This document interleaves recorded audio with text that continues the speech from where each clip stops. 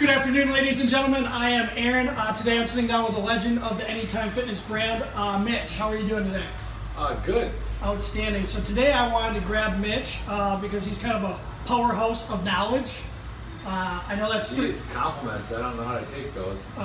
But I definitely think this is a person to ask a lot of good, thoughtful questions for the audience out there. Because within the fitness realm, we hear a lot from people, different members, of why they're not able to come into the gym. And I'd like to I want you to share some of your experiences of some things that you've heard within the gym, because most of the times you have to solve problems, right? Yeah.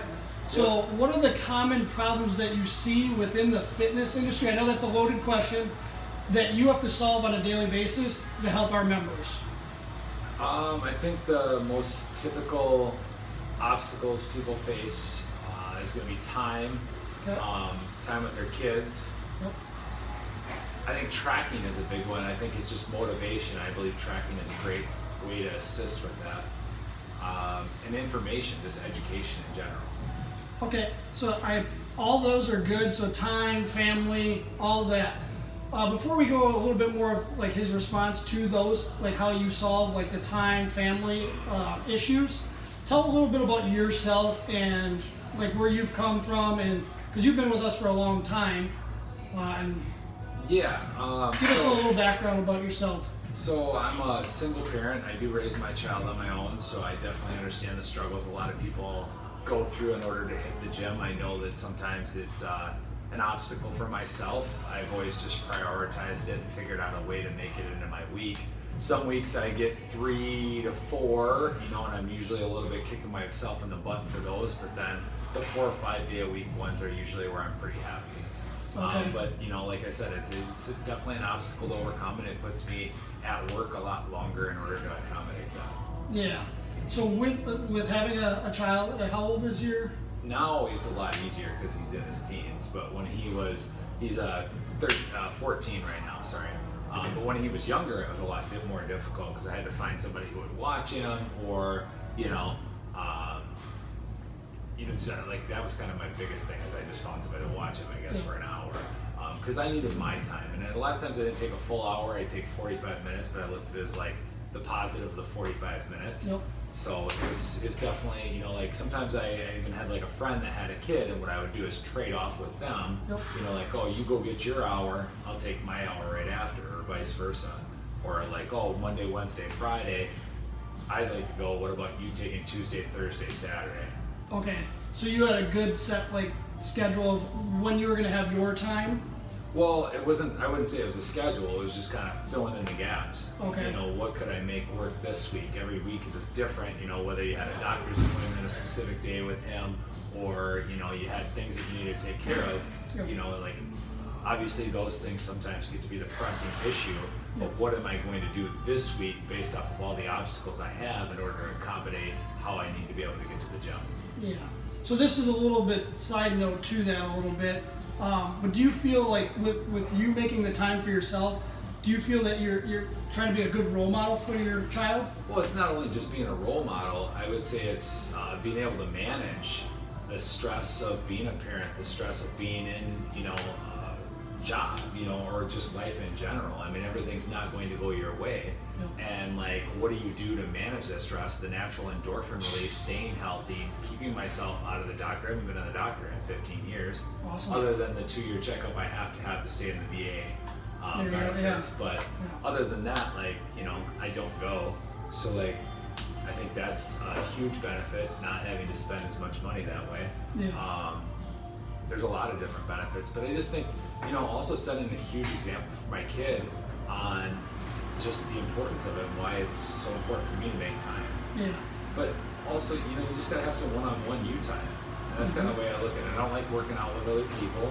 I don't like to actually plan my workouts, which is different from a lot of people, because all my days and weeks are planned so much that I just kind of like to walk into the gym without a plan. The only thing I know is I'm doing legs today, and that's it.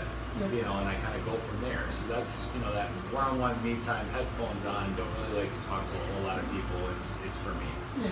Everybody's a little bit different within like what they look for out of their workout. Some people are headphone people. Some people are more, they like the gym for a social aspect. So there's no right or wrong way. It's just a matter of taking that time for yourself. Right, and what is it that's your motivating force? Like, you know, some people like a group interaction, and kudos to them. Like, I'm a huge fan of anything that gets people moving in my mind. Absolutely. So kind of coming full circle with bringing value to those watching and that may be struggling with their fitness journey, would you say there's ups and downs to it? Oh, there's periods of time where I'm a lot more motivated, you know, then there's periods of time where maybe I'm not motivated as much, you know, and it's more so a mental battle to challenge myself or fool myself to get into the gym. Like, oh, I didn't want to get out of bed yesterday, so what am I going to do to make a difference tomorrow? Okay, well, I need to move my alarm clock to the other side of the room, or I've got to have this huge mental talk with myself before I go to bed that how I'm going to get out of bed tomorrow morning in order to get to the gym to work out. Yeah. What are some things for you personally, like, because I know that your background, you played college basketball. Yep. So it's kind of already been ingrained in your system with having like routine of physical activity. And then even before that, obviously before college, you played sports growing up. Yeah, I was in the military too. So you were in the military. So all that combined, has that led you down a lifestyle of activity? I think yes and no. So I agree, but I also disagree. The reason why I say that is if you look at most high school athletes that are in, and I'm 37 right now, going on 38, most of them aren't in shape. Yep. You look at college athletes, how long do they maintain peak physical shape after their collegiate sports or ex-military? I'm sure you guys have all seen a veteran or two that are well overweight. I don't think that would be anything that would translate. I think that's more so just on the person and what lifestyle choices that they like. Some people do enjoy physical activity. And a lot of times when you get into sports or the military, it's more so forced that you have to do it. Yeah, like they have certain benchmarks they have to hit, like push-ups, running, sit-ups, all that. And I like that response because I was going to say the same because I played college football. I've seen a lot of people be very successful with their wellness after the fact, and then a lot of people fall off the wagon. Exactly. That's been my experience. I would say that it's a smaller percentage of people. They have a goal in mind that they maybe want to compete, and that's kind of what their driving force is that it is to play the sport. It's not so much that they enjoy the actual workout itself. It's more so a byproduct of the competition of, like, let's say the football game or the basketball game, or, you know, more so just maybe not letting their coach down, you know. So there's a lot of different variables I think that causes people to be in shape, but also I think it's a little bit easier when you're younger versus as you age. Yeah. Just because you have more things, kind of more obstacles in your way that you need to take care of in order to stay on track with your life. Yeah, I like that you said coach because a lot of times you need that human, whether it's a teacher, a coach, or a friend, to give you that extra push because you don't want to let them down. Exactly. You know, setting yourself up for having a workout buddy, I think, is an important piece to the puzzle. If you have a spouse that maybe you like working out with, me personally, that doesn't work well for me. But I think having somebody else that you open up to and share your goals with is an important piece to the puzzle. Kind of like when you have an appointment, you're expecting that person to be there, right? Yeah. So obviously, once you're done with the sports realm, if you did play sports or if you were in dance or anything like that, you had something to work towards. And now when you end that, it's like, what are you working towards? Right, and a lot of people need that. And that's kind of like why I was referencing the tracking. Like maybe they're not seeing the results or they don't have something set up that's a goal that they want to achieve. You know, in sports it's super simple. You want to impress the coach, you want to be able to get on the court, you want to have playing time, and you want to be a good player or and win a championship or whatever. Or win a championship, whatever it may be. You have that goal in front of you, and it's not such a long-term goal. It's something that, like, a football season's what, 3, 4, 5 months tops. Yeah. You know, whereas like, okay, well, I can focus for the next 3, 4, 5 months. you know. So that's kind of one of my views on that. You know, like that's something that helps them be successful.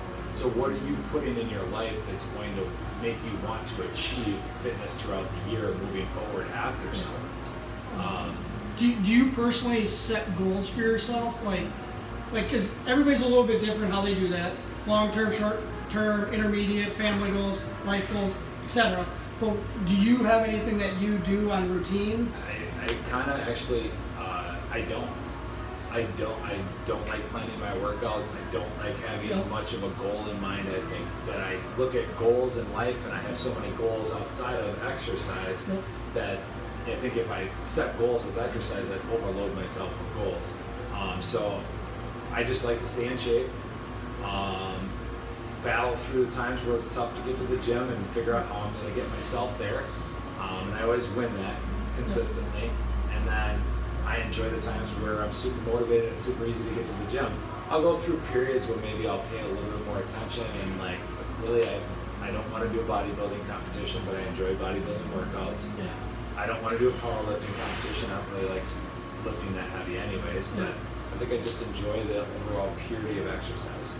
And the residual feelings you get from it. Correct, yeah, or just staying on top and keeping myself accountable. Yeah. This is a little side note. When I speak with older people, I'm saying, like, when I say older, I'm saying anything like 70 to 86. I think 86 is the oldest I've dealt with. But they all talk about just being active and their entire life, how they've maintained that. I think that's a fascinating concept because they've lived a long life and they credit all the quality of their life to exercise. Whether it's just walking, biking, just keeping up with the grandkids or whatever. How do you feel about that?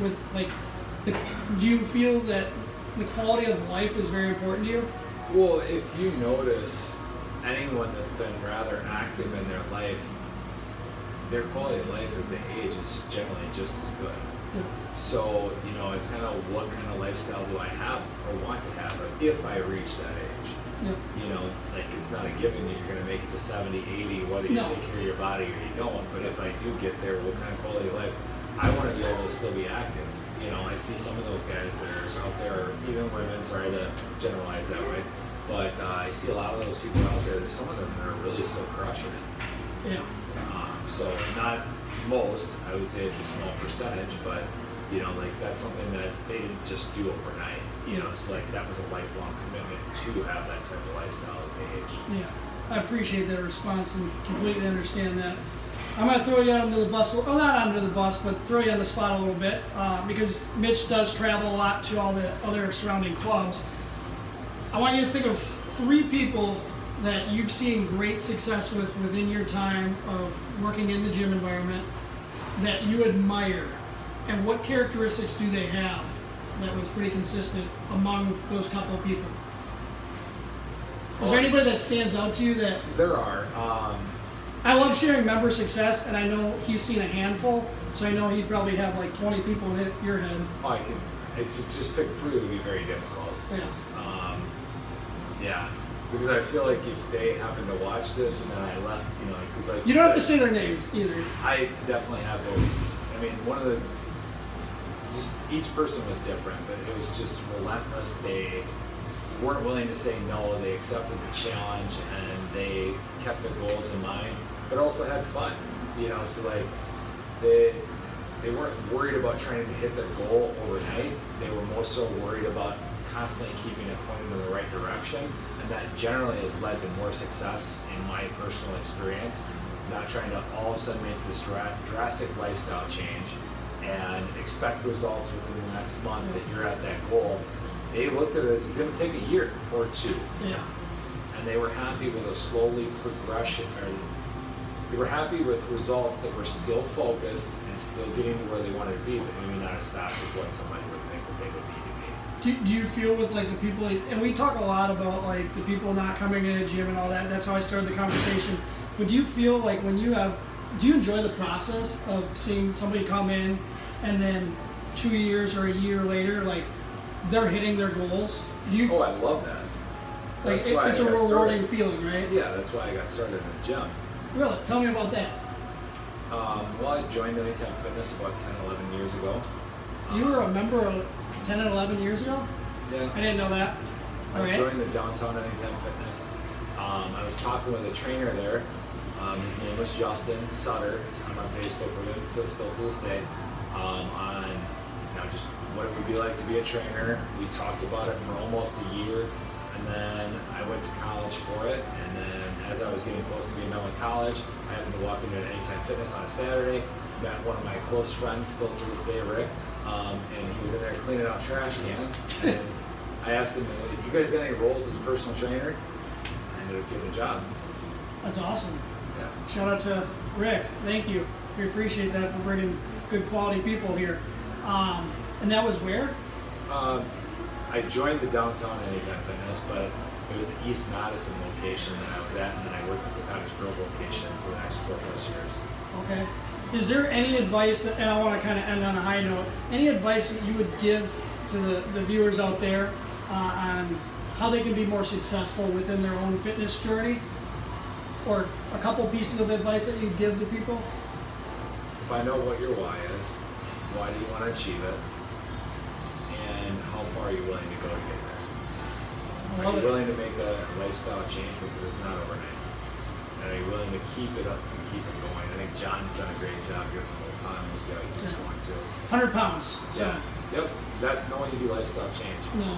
And I know that John, and if you're familiar with John Cranes, everyone, he's lost 100 pounds. It was not that he hit that 100 pounds. I think on his Facebook, I think that what stuck out to me is saying the hardest is yet to come. And he meant like sustaining that lifestyle that he's hit. I thought that was, because losing 100 pounds in itself is quite a feat. But he said the hardest part is yet to come. It's tough to keep going sometimes, even for people who enjoy fitness. Absolutely. And what I hear a lot too is people say it's a chore to them, which I feel sorry for anybody that feels like it's a chore. I think having that time to yourself is very important, no matter how busy you are, no matter what's going on in your life. I think setting that time aside for yourself is crucial for you to be less stressed, feeling better, because if you go home grumpy every day, you're going to influence the people that you love around you in probably a negative way, But anything else you want to add to that I haven't touched on? No. I think everyone's facing obstacles. How do you overcome those obstacles? Do you believe that they're too tall, you can't overcome them? I don't believe that. That's awesome. I think everyone can overcome it. Well, I appreciate having you on our little talk show today. Thanks Appreciate it, for all you man. do, man. Thank you.